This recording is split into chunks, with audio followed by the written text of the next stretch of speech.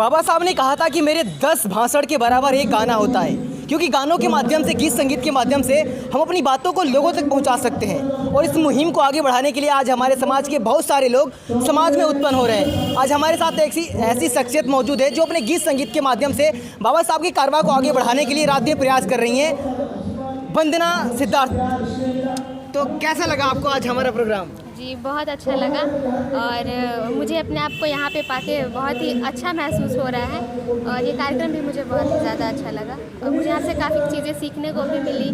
तो सबसे पहले हम आपसे ये पूछना चाहेंगे कि आपके अंदर ये प्रेरणा कहाँ से उत्पन्न हुई कि मैं बाबा साहब की गाना गाऊं? क्योंकि बहुत सारे ऐसे लोग हैं जो उटपटांग गाने गा के फेमस हो जा रहे हैं, लेकिन आपने एक अलग रूट अपनाया है। जी, जैसा कि मैंने पहले भी कहा था कि मेरा परिवार ही बुद्धिस्ट रहा है, तो ये सारी चीज़ तो मुझे अपने पापा से सीखने को मिली और मैंने कहा कि सबका अपना तरीका होता है अपने समाज में लोगों को जगाने का, अपनी बात रखने का। मैंने ये तरीका चुना, कोई बोल के, कोई लिख के अपनी बातें रखता है अपने समाज के बीच में। मैंने ये तरीका चुना कि मैं गा के ही अपनी बातें अपने समाज में, अपने लोगों के बीच में रखूँगी, बाबा साहब के विचारों को अपने गीत के माध्यम से कहूँगी। तो क्या हमारे दर्शकों को आप 2 शब्द गा के सुनाना चाहेंगे? जी बिल्कुल, मैं गा के सुनाना चाहूँगी। सारे जहाँ का चुनिंदा है, सारे जहाँ का चुनिंदा है, भीम तुमर के भी जिंदा है, भीम तुमर के भी जिंदा है। शुक्रिया। आपने BCA MCA करने के बाद आपको इंजीनियर बनना चाहिए था, पैसे कमा के अपने माँ बाप को देना चाहिए था, लेकिन आपने एक अलग रास्ता अपनाया। इतनी पढ़ाई करने के बाद भी आप सिंगिंग क्यों कर रही हैं? जी, पढ़ाई तो खैर मैंने की है, मैंने बीटेक किया है, इंजीनियरिंग किया है और मुझे लगता है कहीं ना कहीं मैंने बीटेक किया है तो वो बाबा साहब डॉक्टर भीमराव अंबेडकर की बदौलत ही है।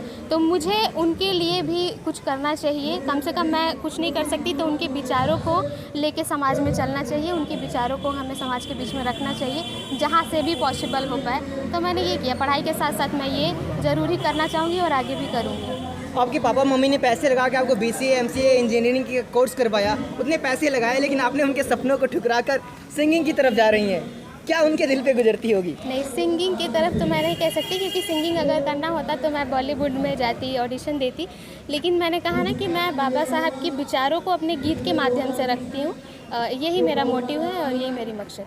तो अभी जो दर्शक आपको देख रहे हैं उनके लिए क्या कहना चाहेंगे?